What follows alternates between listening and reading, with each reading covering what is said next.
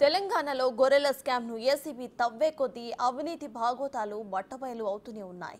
ఇప్పటికే ఈ స్కీమ్ లబ్ధిదారుల వివరాలు తెలపాలని పశుసంవర్ధక శాఖకు లేఖ రాసిన ఈడీ అధికారులు ఈరోజు ఆ శాఖ రాష్ట్ర కార్యాలయానికి వెళ్లి విచారించారు. రాష్ట్ర వ్యాప్తంగా ఈ కుంభకోణంలో 1000 కోట్ల రూపాయల మేర అక్రమాలు జరిగినట్టుగా ఏసీబీ అధికారులు గుర్తించారు. ఈ కేసులో ప్రమేయం ఉందని గుర్తించిన 10 మంది నిందితుల్లో 6గురిని అరెస్ట్ చేశారు.